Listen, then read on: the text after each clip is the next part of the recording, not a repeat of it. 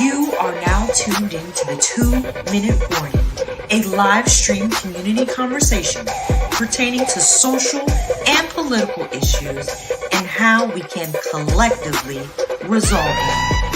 Powered by the Westside Gazette.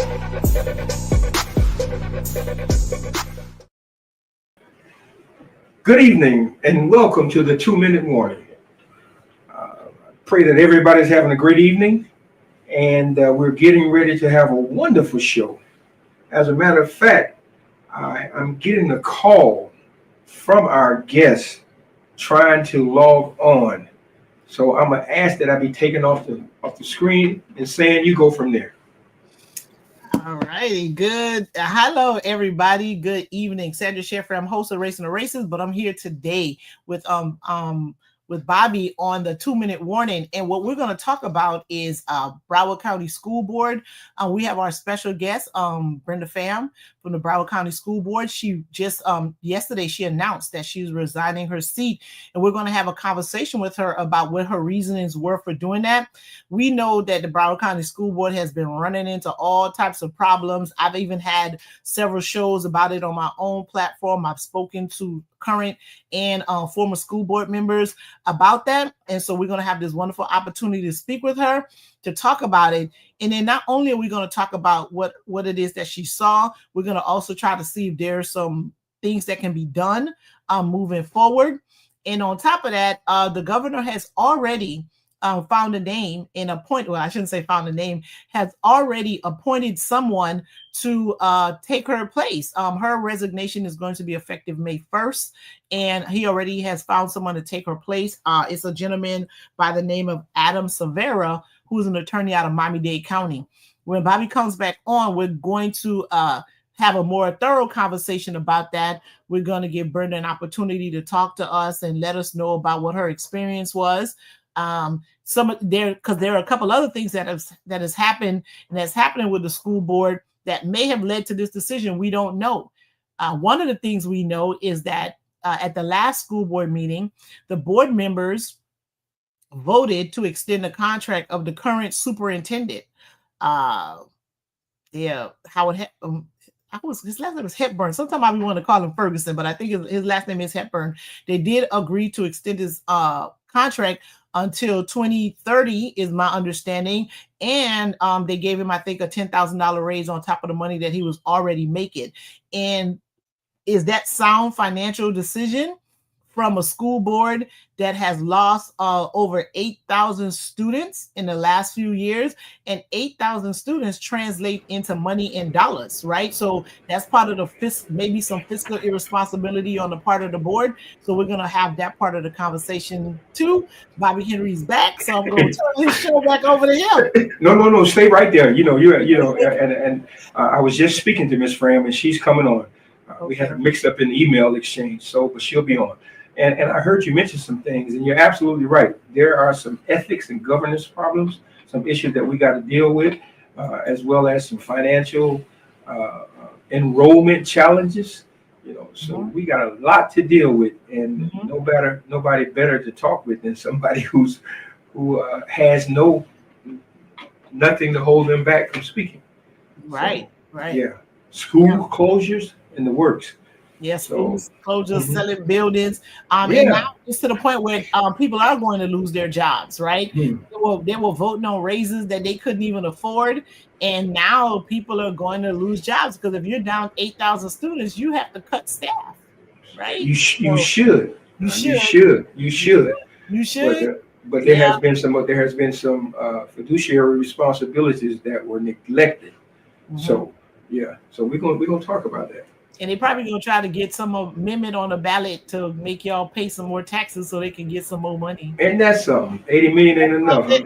And let me tell y'all, one of the things I found out, I did government academy with the city that I live in.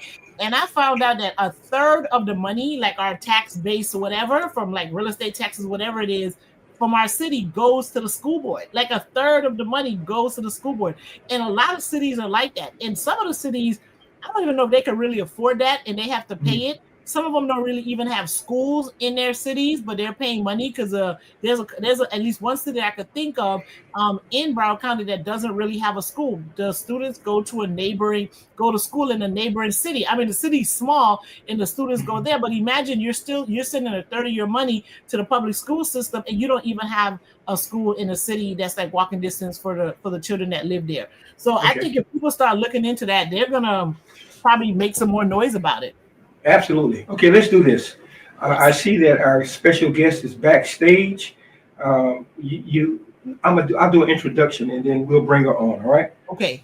Good evening, everyone, and Sandra, to you, I certainly appreciate you filling in and joining us on this task. And to our viewers and listening audience, good evening and welcome. And a special welcome to our guest tonight, former Broward County School Board member Brenda Fam. Ms. Fam, we thank you for being here with us during what we know is a time of transition and reflection for you personally, and a time of reckoning for our school district. Your recent resignation sent ripples through this community, raising questions, stirring debate, and opening the door for an honest conversation that is long overdue. Tonight isn't just about what happened. It's about what's been happening, about the dysfunction, the politics, the lack of accountability, and the slow erosion of trust between the school board and the very people it's supposed to serve. We are not here to point fingers. We're here to demand answers. We're here to understand the truth from someone who's seen the inner workings of this board from the inside. Because, let's be clear, the future of Broward County schools can't be built on silence, secrets, or status quo. And so, Ms. Fam, we appreciate your willingness to engage with us tonight. This conversation is about clarity, courage, and calling out the issues that too many have been afraid to confront. We're not just here to protect power, we're here to protect the people our schools were meant to serve. Now, in the words of the late, great Marvin Gaye, let's get it on. Okay, Sam.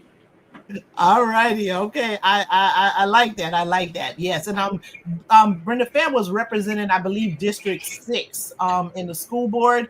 And even though we don't agree on on the political side of it, there are a lot of things we don't agree with. But what I have to say is that she makes the right decisions. She's made the right decisions, and in so many different issues. I had to present something in front of the board before, and she was on the right side of the issue. So even though people may disagree with her in terms of that, I think she's been fair with that. She's a practicing attorney in the community, was elected by the people in 2022, and still had some time left on her service, but because of what's going on, and if you watch just probably 2 hours of a board meeting, you can see what's going on, and they drag things on for 9 hours, and we don't know how productive it is, right? There's a lot of personality politics that we can see, and I guess she was just like, enough of it, and she wants to probably find some better ways to do the work. And so I welcome her and welcome us to have this conversation. I love the Marvin Gaye intro. How you doing? I'm great, Sandra. What about you? I'm so glad you're hosting. Yes, I'm co-hosting. So I just want you to know. I'm guest hosting. I'm going to tell you the secret to my magic. I've been married coming up on 35 years. And if I demanded that my husband always agree with me, or if he demanded I always agreed with him, we would have never made it past the first year. Mm-hmm. So you have to be reasonable, and you have to be open-minded and listen. And sometimes you're right, sometimes you're wrong, and sometimes you just can't come to an agreement. But I found in the majority, at least in my dealings with you and Bobby Henry, we've always agreed. Or we've agreed not to agree. Right. Yes, definitely. Respectfully, too. Always respectfully. Yes, absolutely. I have never had an issue. Never. No. And Brenda, I really appreciate that, even though we may be on the opposite ends of the spectrum. But there's one commonality, and that is the concern for the children. Absolutely. And that has been on the forefront. Absolutely. It's just so you know, it's never been about me being in that seat or wanting power or wanting a political career. It's always been, what can I do for the children? How can I help them? And Yeah. I continue to help them. And I feel real good about that.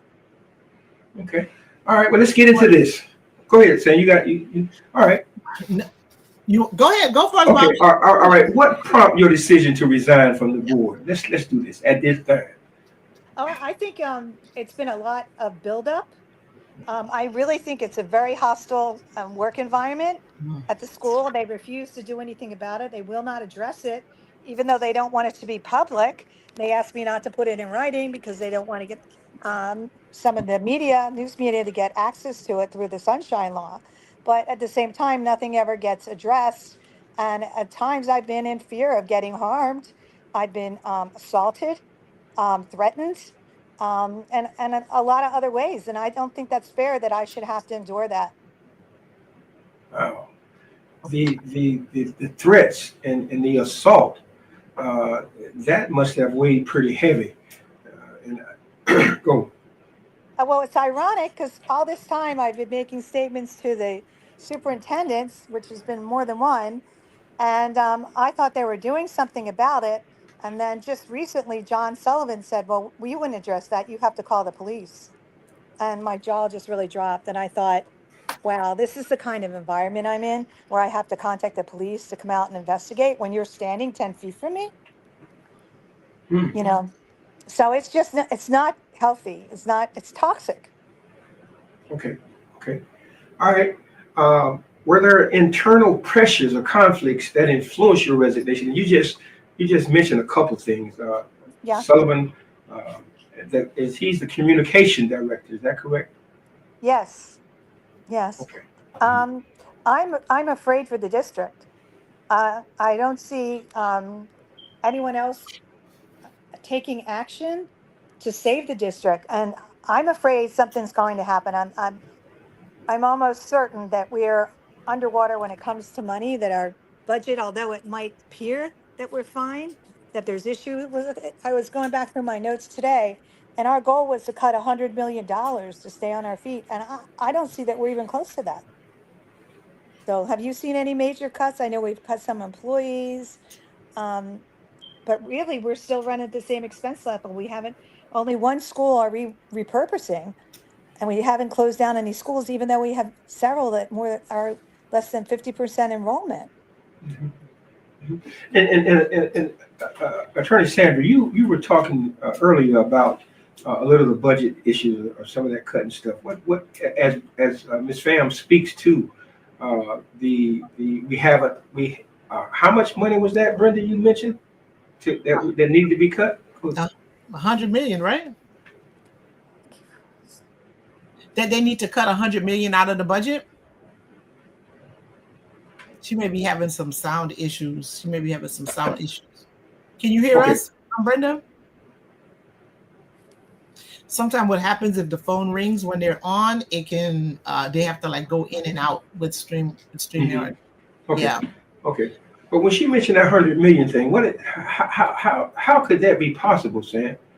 Well, I mean, so part of what they were doing is, they was giving folks raises, doing contracts, buying all these types of things, letting things go over budget and not taking care of it, so they just kept spending and having to buy people out of contracts. And I think one of the big expenses, and I want to ask her whether or not they actually paid back those charter schools, right? Because remember, they had that issue where they had to pay those charter schools back all that money in 3 years. And I believe by now they should have made at least 2 payments, if not all 3. And that could possibly be part of how this amount of money ballooned to $100 million, because they were spending money and approving things like with the police departments and the renewing contracts and all of that, knowing that this expense was coming, but ignoring it at the same time. So that can quite possibly be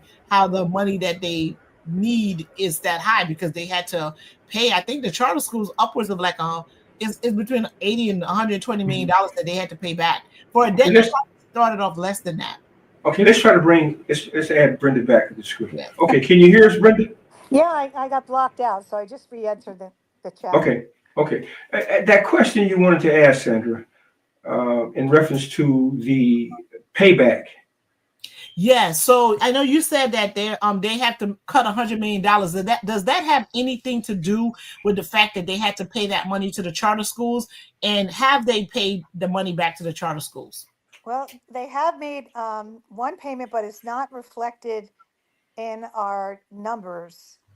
They're putting the debt off of that payment until next year, even though it was already issued in July of this year. And they've explained it to me, but I really don't understand why you wouldn't want it recorded immediately, that expense, so at least it accurately reflects everything. But apparently they're rolling it over, and I know there's some concerns about that from CPAs. Why are they doing that? And is that the right thing to do? And is that really inflating how we're doing financially? So that Okay. is a concern for me. But Okay. the 100 million was just what our goal was and how much we were going to trim the fat. That's was in addition to that. But certainly I'm sure they did need money for that charter school settlement, which I thought was terrible that they didn't put any money away. And I asked the chief financial officer, who was um, Marte back then, and she said that they didn't want to put any money away because then it would look like they were willing to settle. And I thought, that's really dumb. I mean, you always put some money away just in case. You don't spend it all and go through it all. So, and the other thing they say is, well, we didn't anticipate we'd lose. You always have to anticipate you'll lose. You're rolling the dice.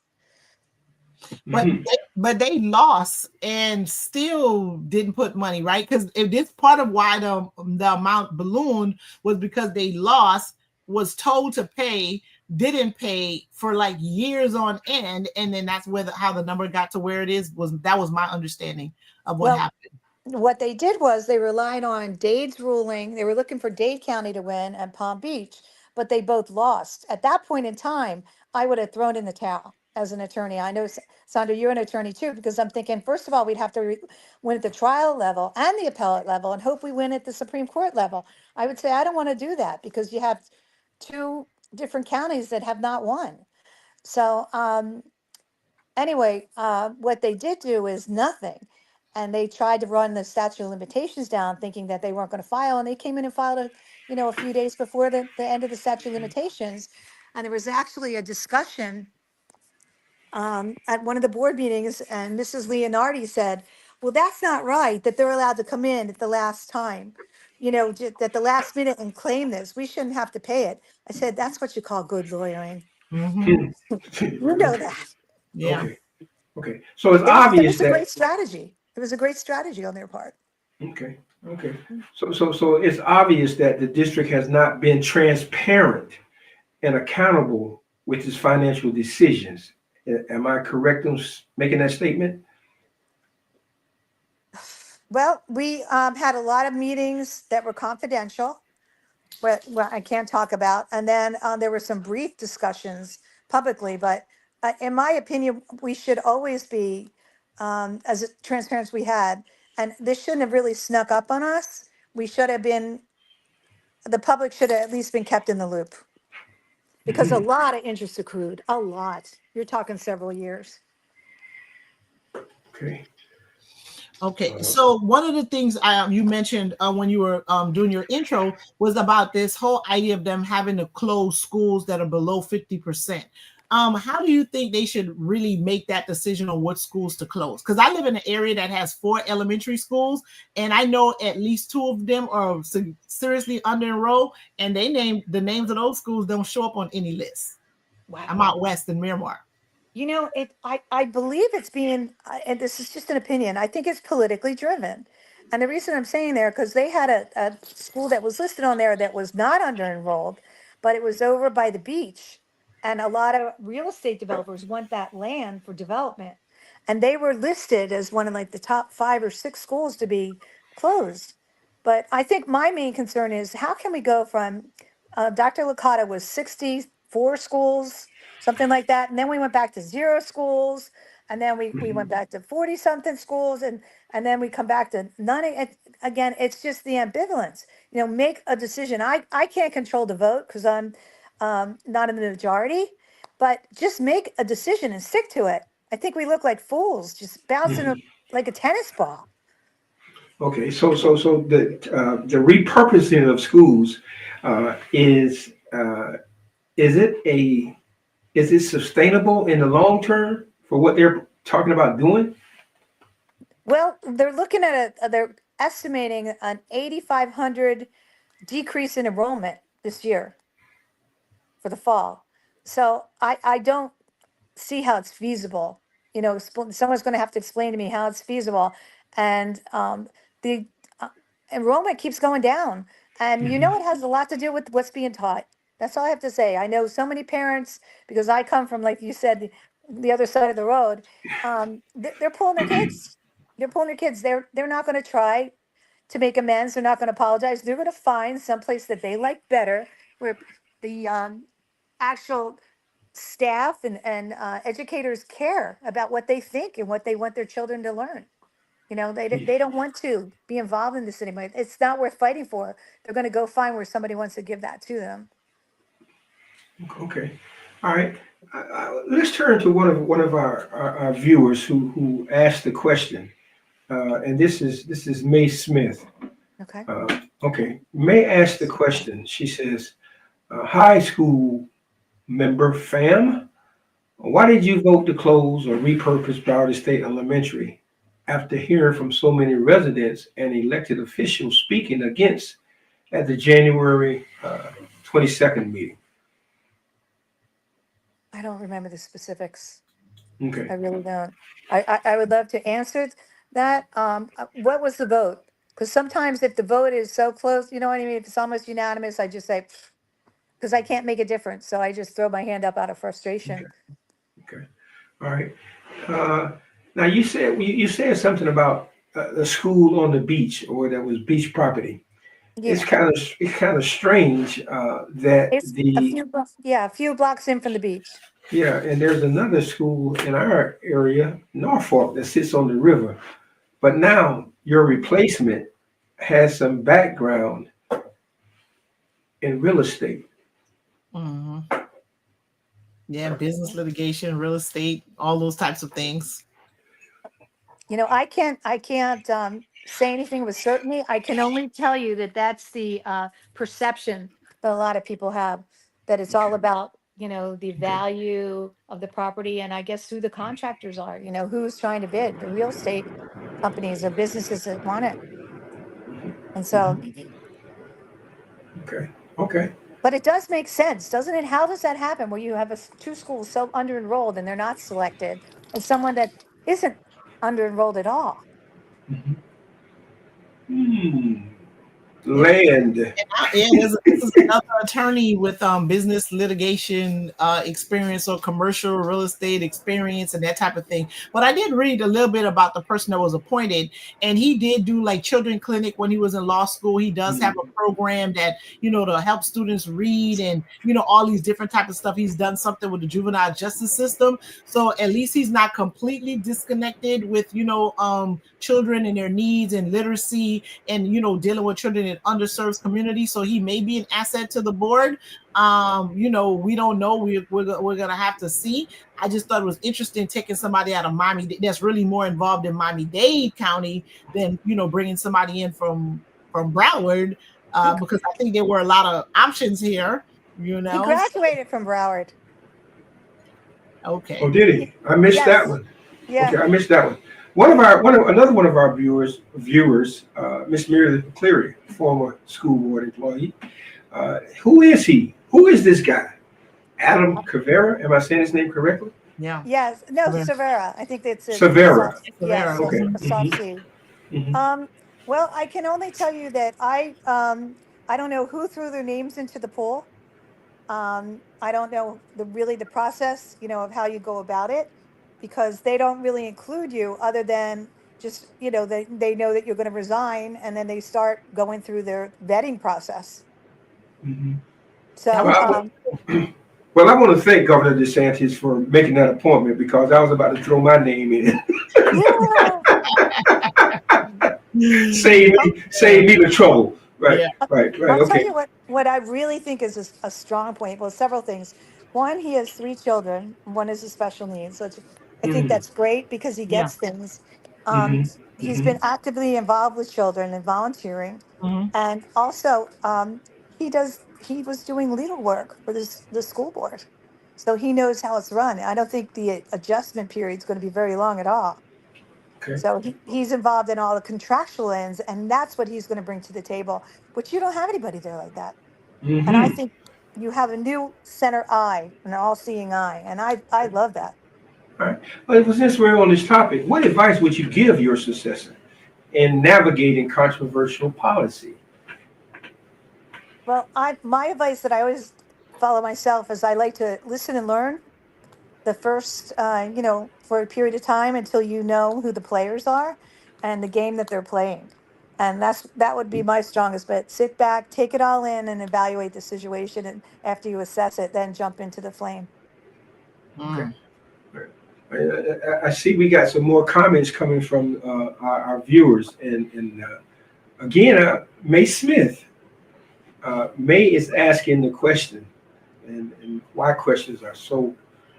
Let's see what May is saying. May says, why, if they have 4,000 on the wait list, why are they not using Lauderdale Manors? And that's for children in early learning centers. There are a Okay. lot of young kids that are trying to get into early learning centers. There's a big wait list, and they haven't been able to, find places and place all of them.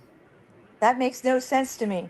They should they should be moving things around and shifting it so they can accommodate all those seats because they need that kind of buildup, to reclaim the seats of the students that are leaving. Hmm. So that just doesn't make sense. That's to me, that's poor planning.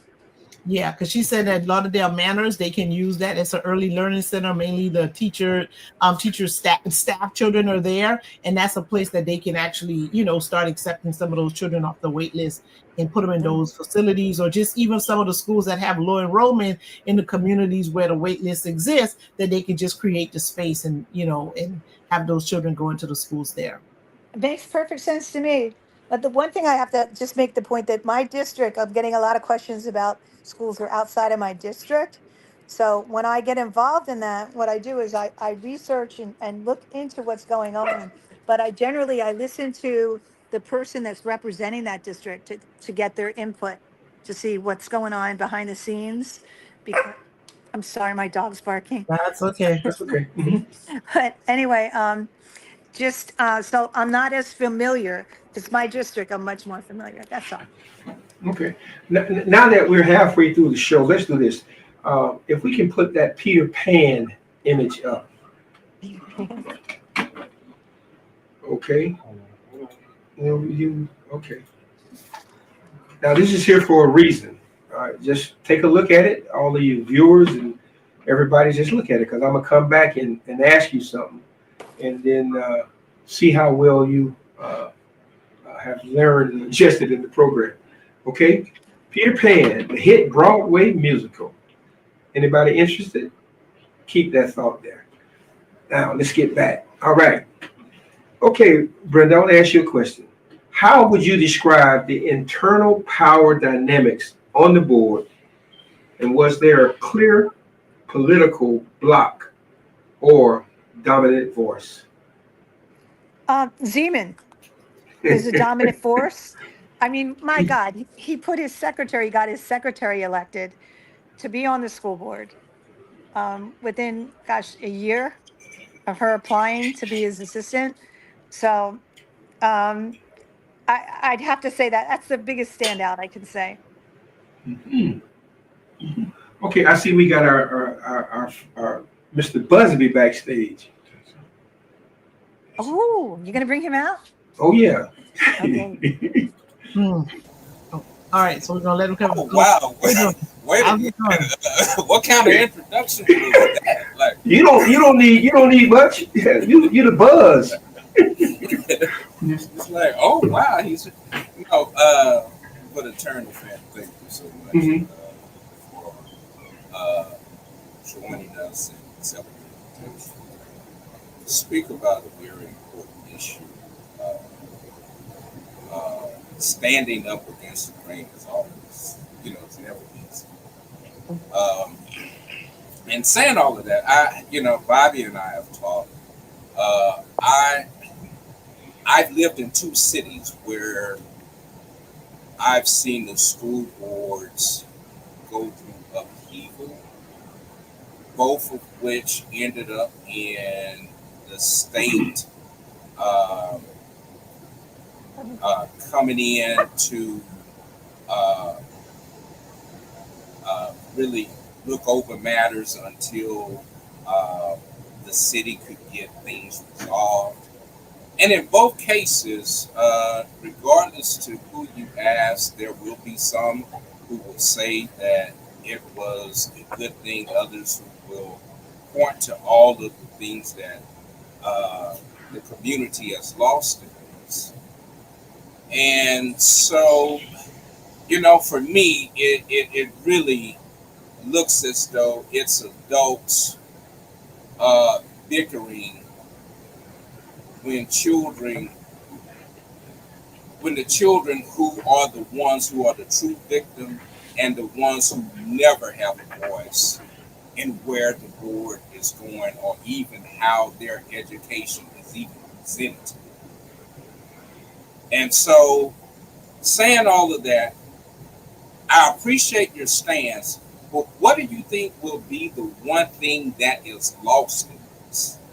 We can talk about all of the positives of what's going on and standing against, but I do know that there will be some positives and there will be some negatives. So what are the negatives, especially as it affects children, especially Black and brown children, and especially post-COVID children and their educational needs? What is all of this about? Property taxes, I understand it's important. I understand the disagreements, but the children are the ones who are hollering out and they are looking at us. So what can they take from your stance that they can say, this was the right way and this is something I can model going forward? We have to cut way back on spending. We have to get our budget under control.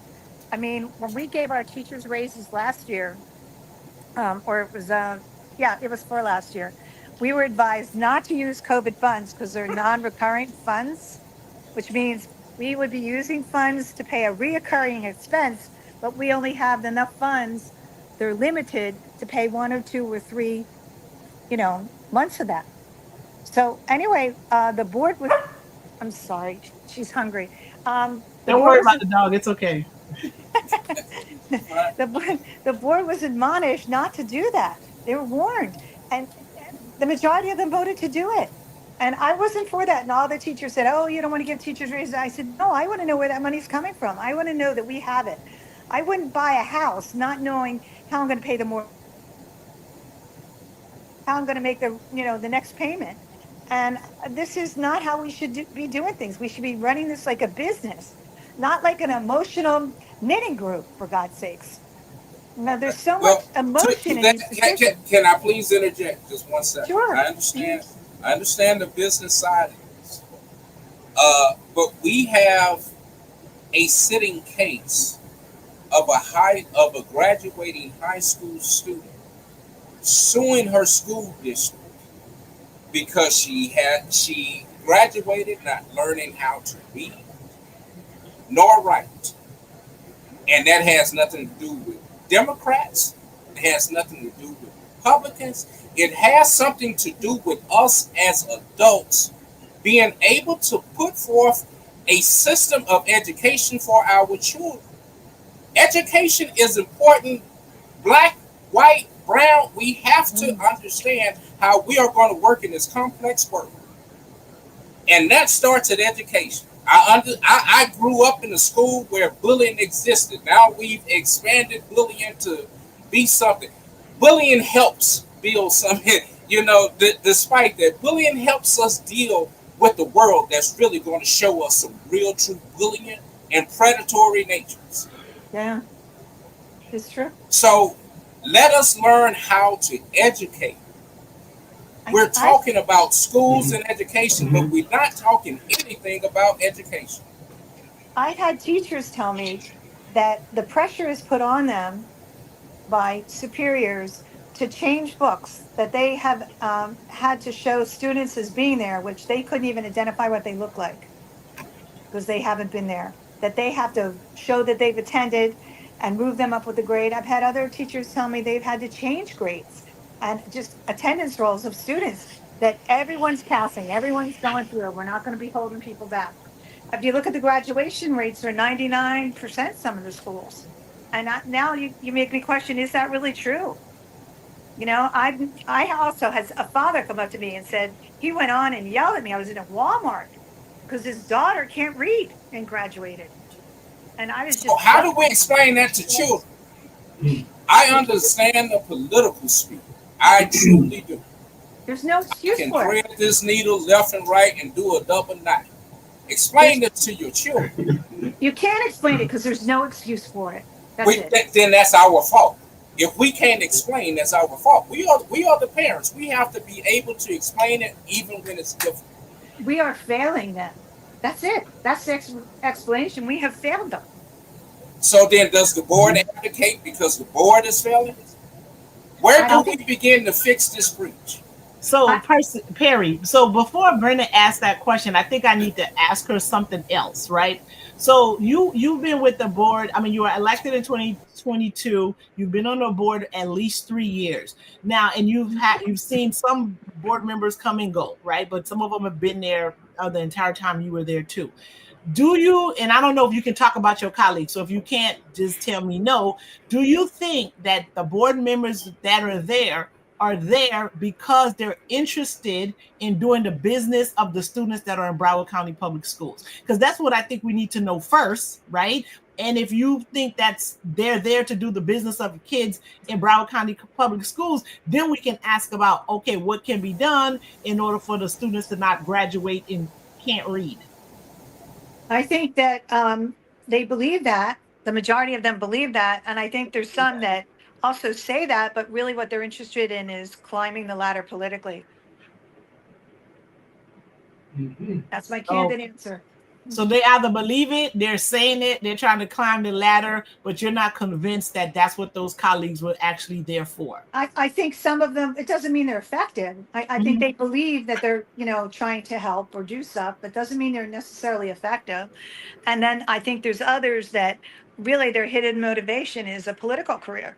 Okay. And so in the time that you were there, for the almost 3 years that you were on the board, do you think they implemented any policy or have done anything that would move the school district in a place where they are about to educate children, or they can educate children? Have they done anything that's truly for the benefit of educating children? I do think a change in the watch, who was the superintendent, has helped.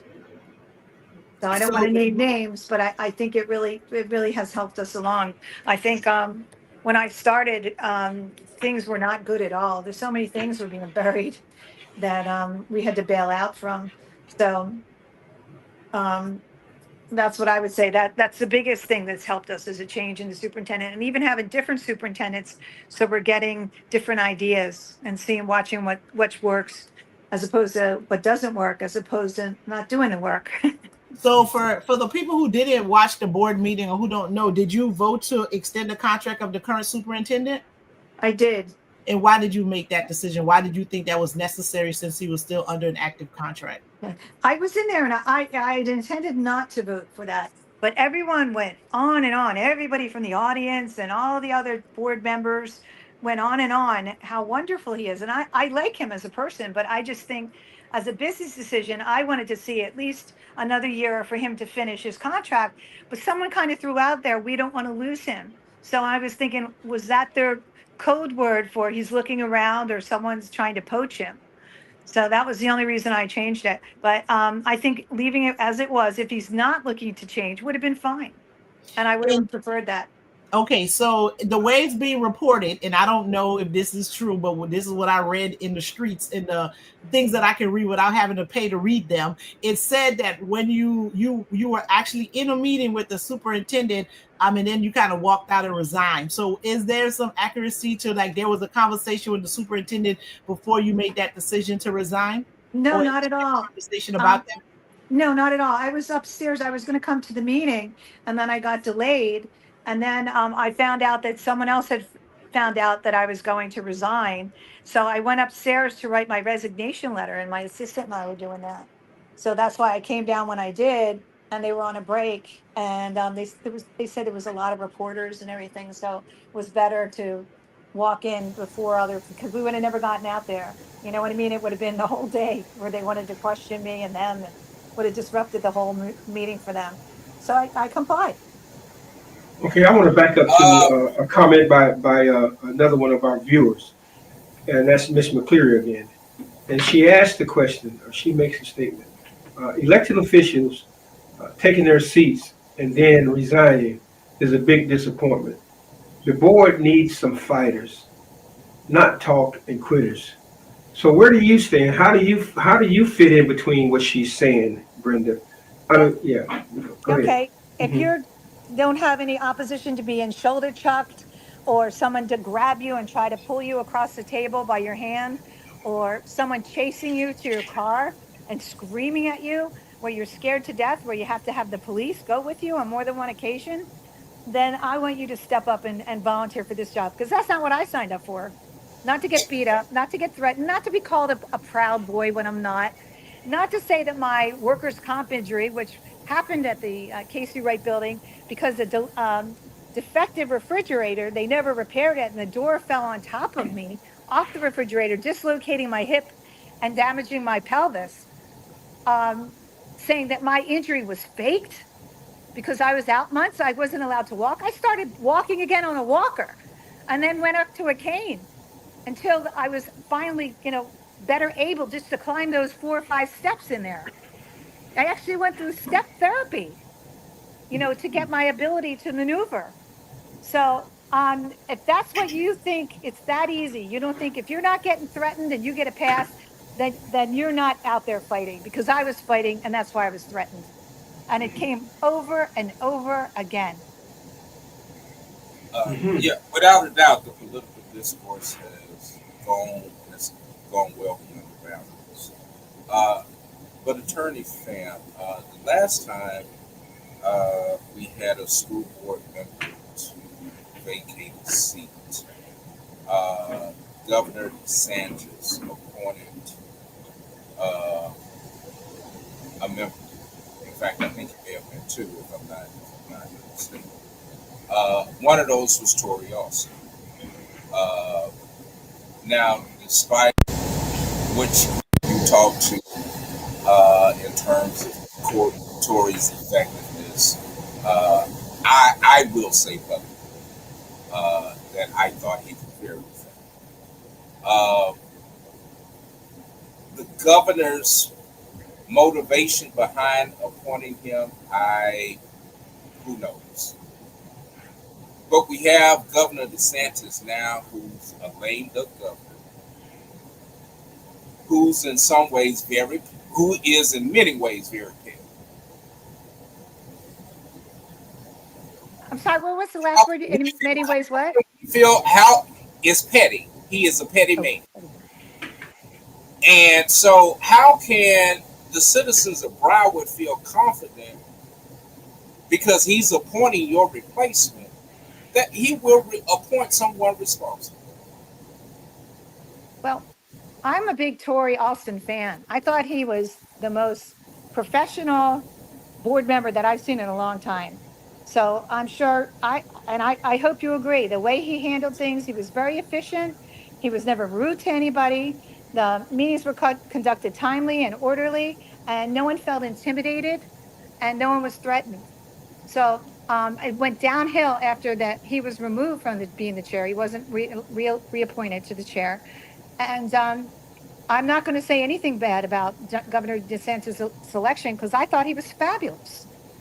No, I didn't. No, let me correct. I said, how confident are you that he will appoint an effective?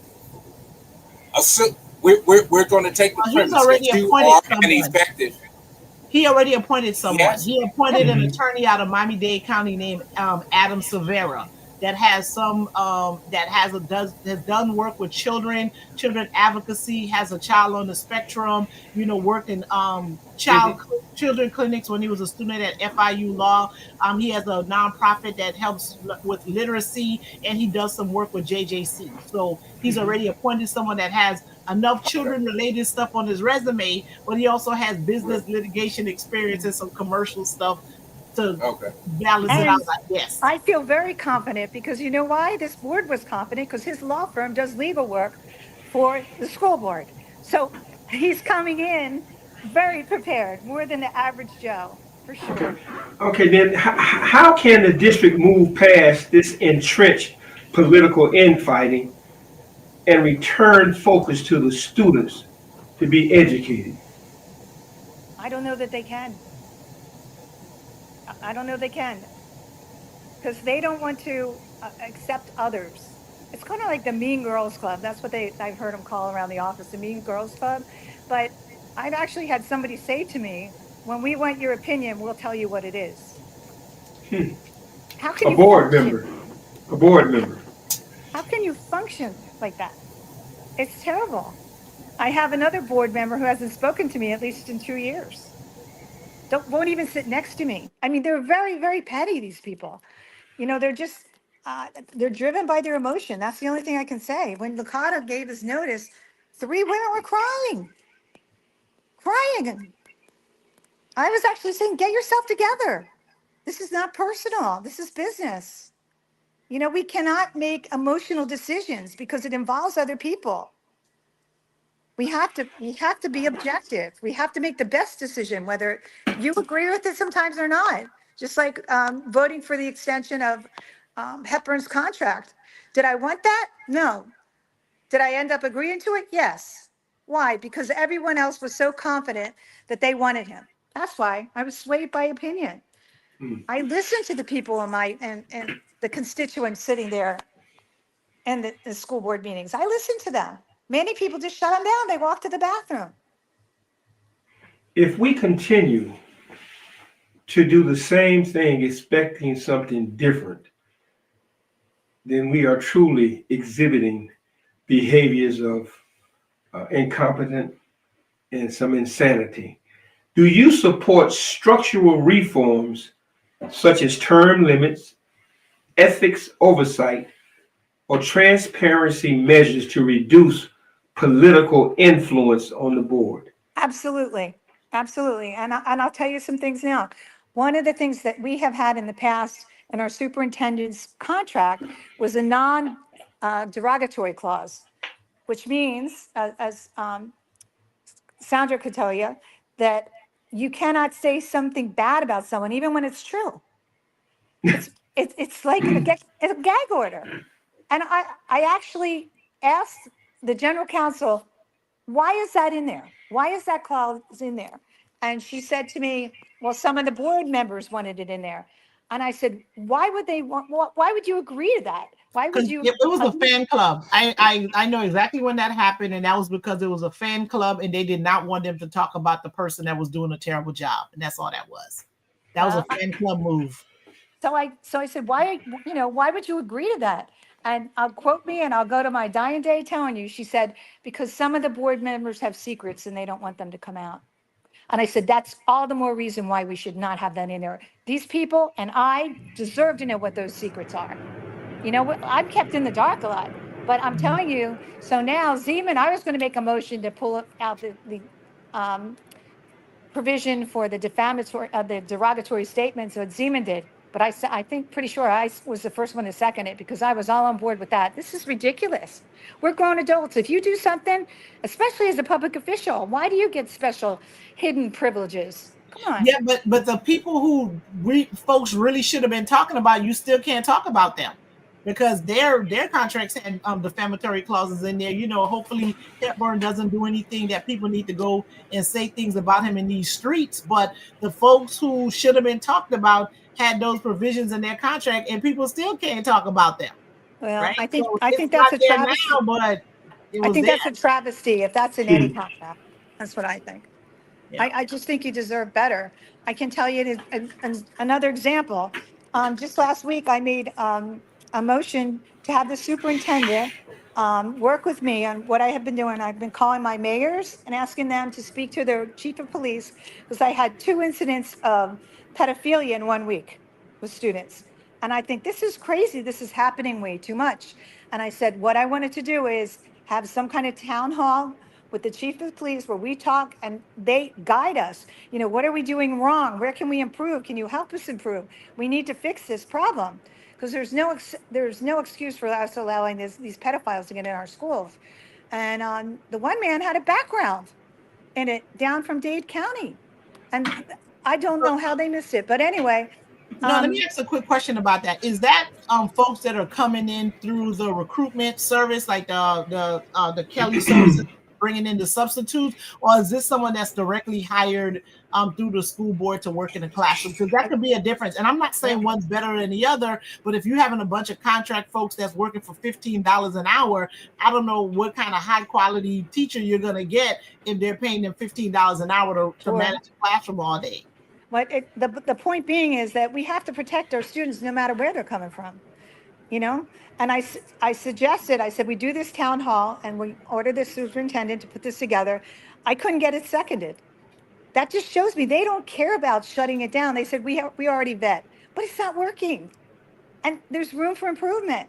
But that's the political aspect right there. They did not put the interests of the children first. You know, they didn't even want to talk about it. It just gets buried. And I wanted to, one of the things I wanted to do too, suggest, and I wanted to go to the legislature with, is that when a child is molested, that they enhance the penalties to it being an aggravated battery, an aggravated assault, or an aggravated sexual abuse if it's a trusted adult. And I got this look from the board like, oh my God, she's talking about teachers. And I said, you're damn right I am. I'm talking about teachers, I'm talking about neighbors, I'm talking about relatives, I'm talking about babysitters, any trusted adult where we think that they're okay with our child and we leave our child with them and they betray that trust. I think it should be automatic penalties of 20 years in prison and further, as opposed to getting 5 years, 7 years. No. You came on, you played me as the parent. You know, you took advantage of my trust in you and I allowed you access to my child. And so Bobby's the one that usually manages the time, right? And so we're kind of pushed to go back into talking more about education and what it is that we can do different. But May did tell me to make a correction to say that Lauderdale Manor was actually closed and it was an early learning center, even though there was a 4,000 student wait list, and they ended up closing a early learning center, and that's problematic for the community. So I definitely wanted to make that correction before we got off, right? So with you being gone, hopefully you'll find some way to advocate and do something for the children of Broward County. But what advice would you give to the listening audience on what they can do, since you've had some experience with the board members, to try to get them to really focus on providing, putting in policies that will better help educate the students in the school system? They have to be more actively involved. I know my parents, a lot of them, they don't want to come to the school board meetings anymore because they feel so unwelcomed. And when the board members start calling them names, it doesn't help. It just shows the immaturity level. So I would say they have to either get involved in committees or they have to form their own committee where they start coming in and they see them and they have to be there every meeting, you know, workshop and every board meeting, because there's number and powers and you have to be a loud voice. You can't be, you have to be heard. But isn't there a move to get rid of the advisory boards? Yeah. Well, there's a move to change some of the advisory boards. So, and there's a lot of, different theories about that, whether it's politically being motivated or certain people are being targeted. So I'm staying clear of that. But it's just weird that you get a committee organized to monitor the other committees, and then chairs from those committees are part of that board. That just doesn't seem functional to me. How can you have the people that are reviewing themselves?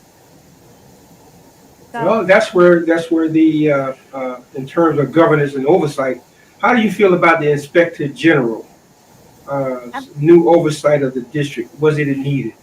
I haven't had any experience with the Inspector General as yet. Okay.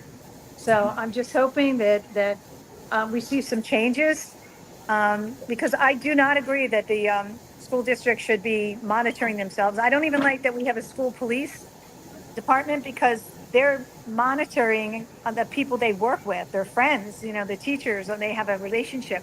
I'd rather get an independent person in there right away, a local police department or something like that, because I just think it keeps it a level playing field.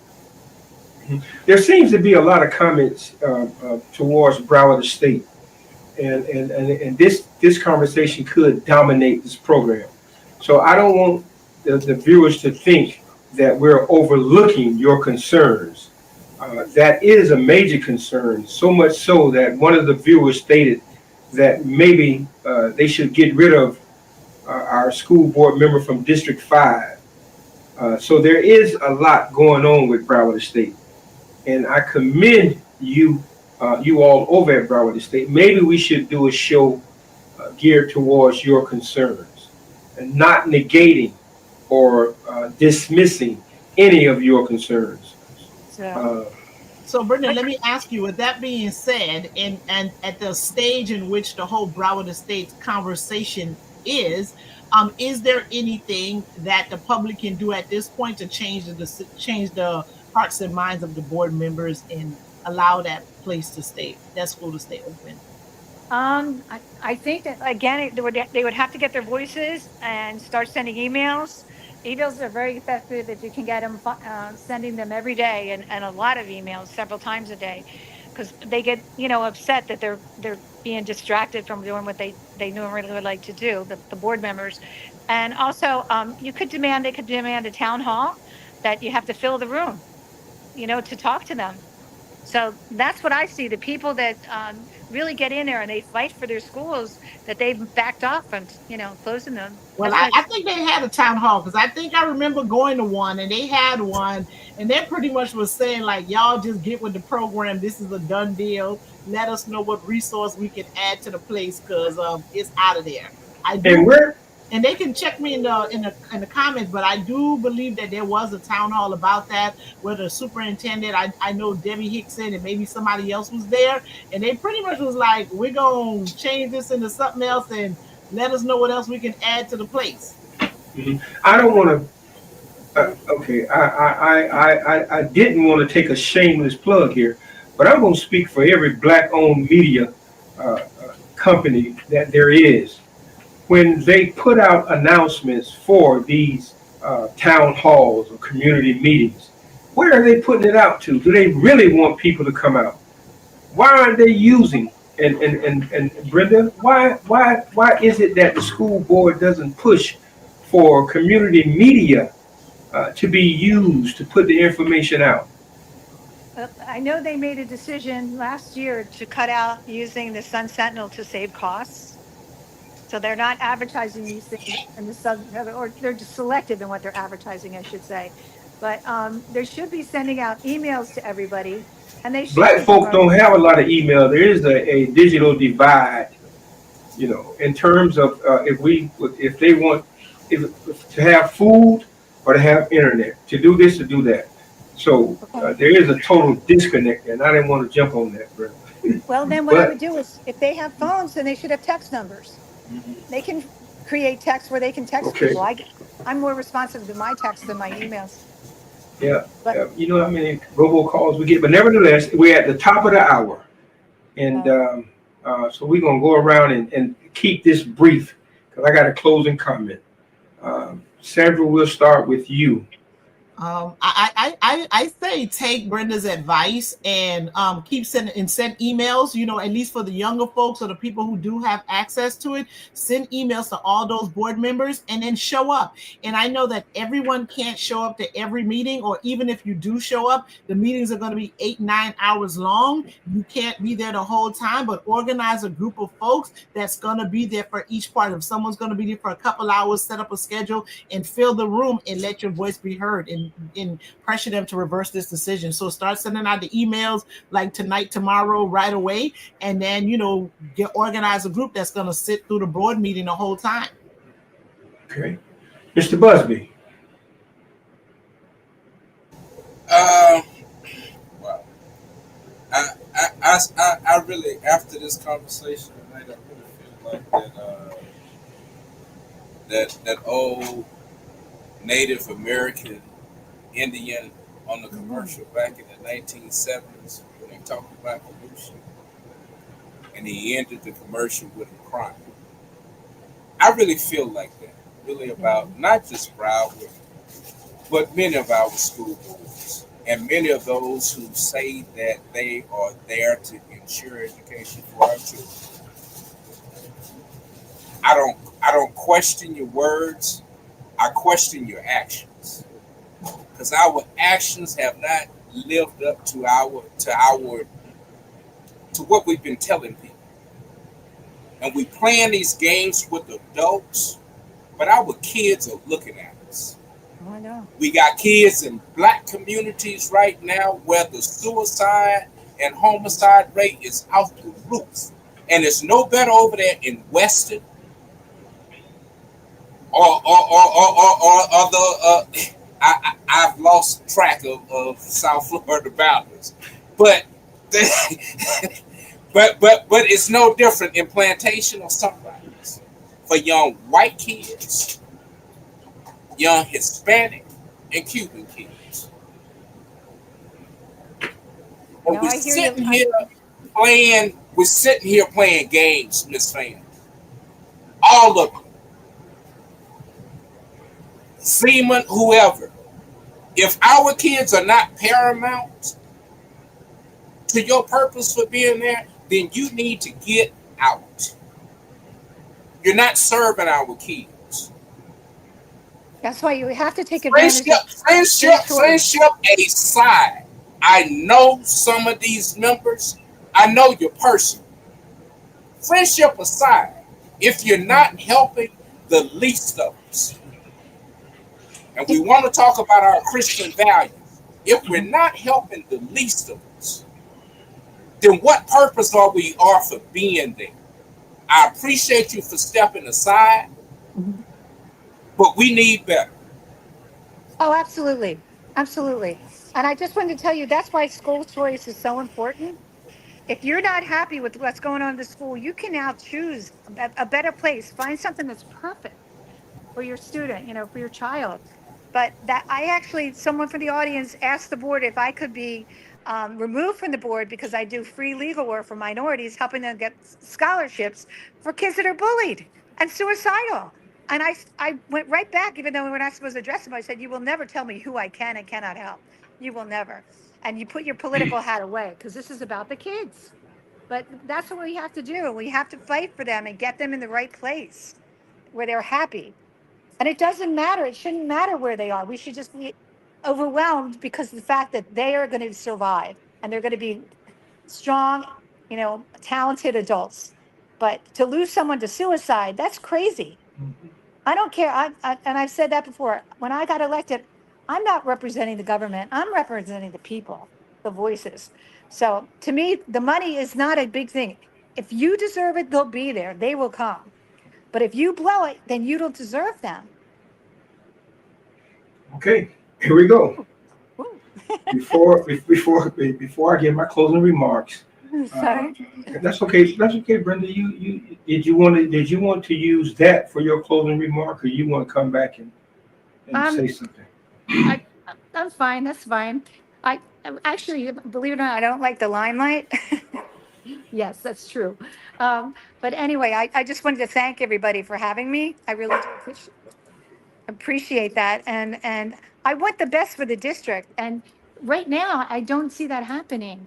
And I just, I don't want to be a part of it and I don't want to witness it, And that's the sad part. I'm rooting for the kids. I'm rooting for the parents because that's our future. That's everything. Family is everything. So, and I don't know if you knew this, but I grew up most of the time I lived with my father. We lived in a mobile home. I don't come from a rich, wealthy background. And look what I did. You know what I mean? Just with a little encouragement. So, and it wasn't coming from my parents either. It was coming from other people because my dad kept saying, "You're too stupid to be an attorney." He's rolling in his grave now. But, you You just have to just drive, just get these kids driven and not so fragile. Do you notice that? Is that just me noticing that? How fragile they are. Okay. Anyone else notice that? I'm really curious. I just think Yeah. they're so delicate, like feathers blowing in the wind. You're not Yeah. the only one. You're not the Yeah. only one. I'm just Okay. curious about that. I'm sorry, I have to open my refrigerator to get the dog some food. That's okay. Now with the Peter Pan, if we could, before I give my closing statement. Okay, as it pertains to the Peter Pan performance, if you're interested in 2 tickets, please, the first to email atttaylor@thewestsidegazette.com and put in the subject line Peter Pan. The first person to do this will receive 2 tickets to that opening show. Oh. So get on it. Here we go. Now, for my closing statement, let me thank everybody first, all the viewers, all you guys from Broward Estates, even those who had some opposing points to make. We certainly appreciate you. So if you would be so kind as to come on the show and let's have that discussion, we can do that. Let's call it what it is. Our schools are under siege, not by a lack of resources or talent, but by political games, backroom deals, and a power grab that puts ideology over our kids' future. From Tallahassee to the Broward County school boards, decisions are being made that silence voices, erase identities, and undermine public education, all under the guise of reform. But here's the truth that they don't want to hear. We see it, and we're not staying silent.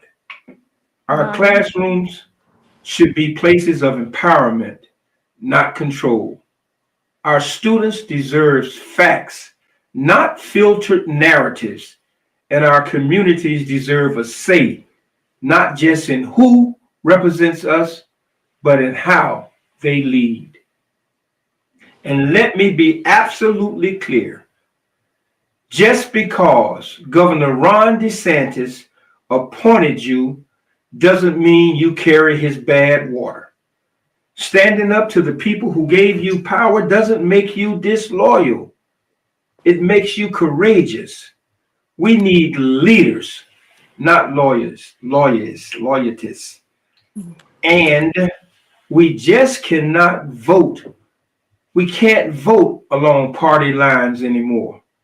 This is about our kids, not our politics. It's time to stop asking who someone stands with and start asking who they stand for. The fight isn't just about policy. It's about people. It's about every student who wants to feel safe, every parent who wants to be heard, and every teacher who shows up every day despite being undervalued and overruled. So let this be the spark, not the end. We will organize. We will vote. We will show up because the future of public education in Broward County doesn't belong to the political puppets.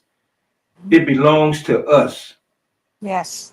Stay loud, stay sharp, stay hopeful, because when we fight, we win.